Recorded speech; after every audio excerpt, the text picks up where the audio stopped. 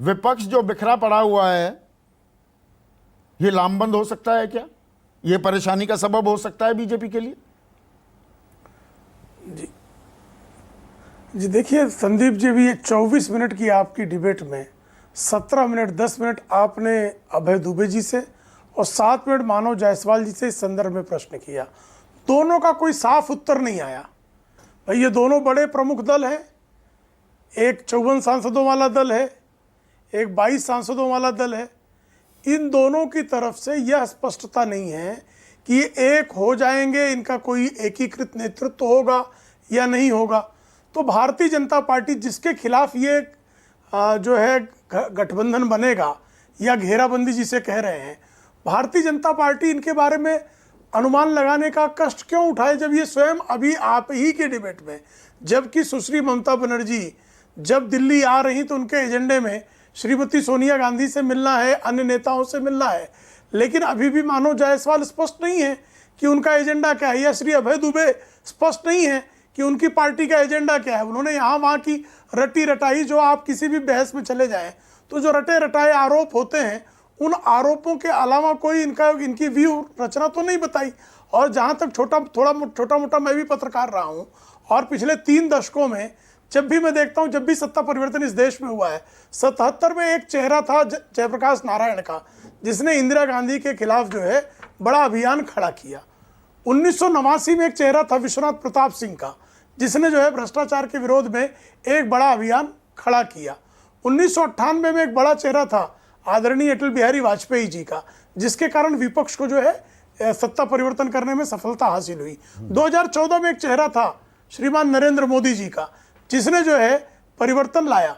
उस तरह का चेहरा ना तो 2019 में दिखाई दिया, ना अभी तक 2024 में उभरता हुआ दिखाई दे रहा है। पर क्या जमीन तैयार करने में प्रेम शुक्ला जमीन तैयार करने में जो ये चेहरे की बात कर रहे हैं, और चेहरा तो ये तलाश रहे हैं, चेहरा तो अभी बताया नहीं, पर जमीन तैयार करने में आप भी मदद कर रहे हैं क्या? साम दाम दंड भेद की जो नीति है बीजेपी की, ब्रूट मेजॉरिटी, जो उसका जो दम्भ और उसका जो दबाव आप इस्तेमाल करते हैं, उसमें बौखलाया हुआ विपक्षी, सही ये शब्द मैं तीसरी बार इस्तेमाल कर रहा हूं, आप उन्हें इकट्ठा होने के लिए मजबूर कर रहे हैं क्या?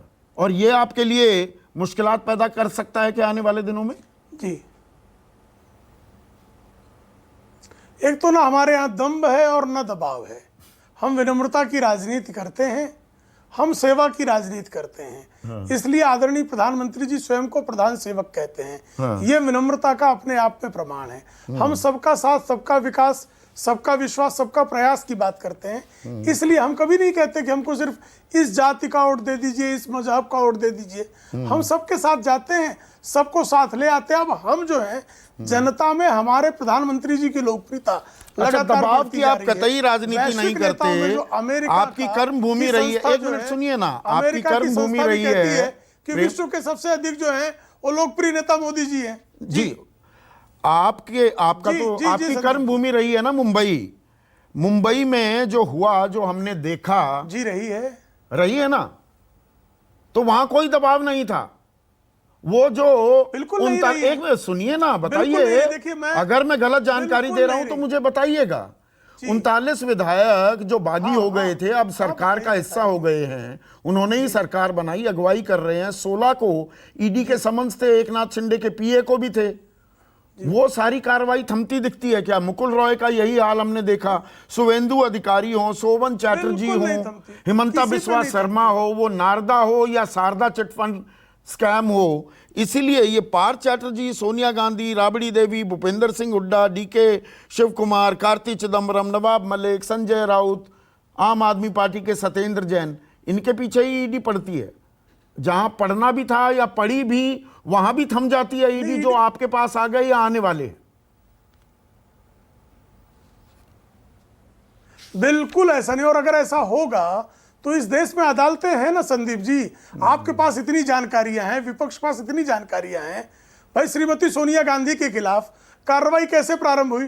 डॉक्टर सुब्रमण्यम स्वामी मेट्रोपॉलिटन मजिस्ट्रेट कोर्ट में गए, सारा सबूत दिया और उस पर कार्रवाई हुई। 2G की कैसे कार्रवाई शुरू हुई? कांग्रेस ने तो जांच नहीं घोषित की थी ना, जस्टिस जीएस सिंघवी ने सुप्रीम कोर्ट में ऑर्डर दिया और जांच शुरू हुई।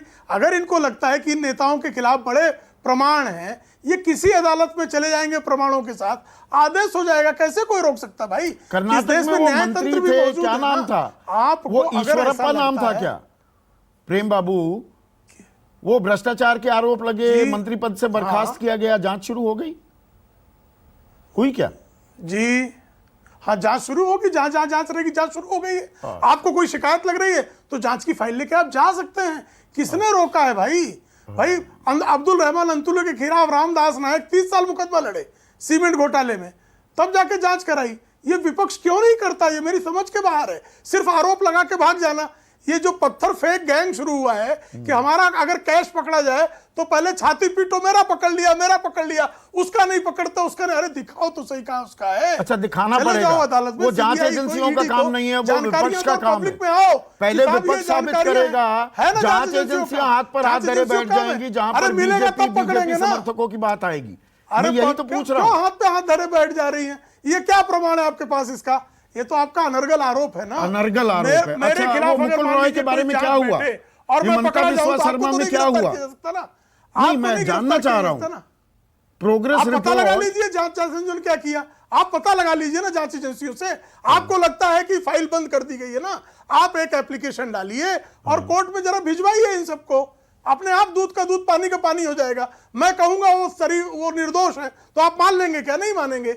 आपको अगर लगता है कि दोषी हैं, आपके पास प्रमाण हैं, यानी विपक्ष, आप मतलब आप नहीं, विपक्ष को ऐसा लगता है, तो विपक्ष उस पर कार्रवाई क्यों नहीं करती? सिर्फ आकर मीडिया अनुराग भदौरिया, पत्थर फेंकना, हाँ, ये पत्थर फेंकना, ये आरोप लाना, जी ईडी हमारे पीछे छोड़ दी,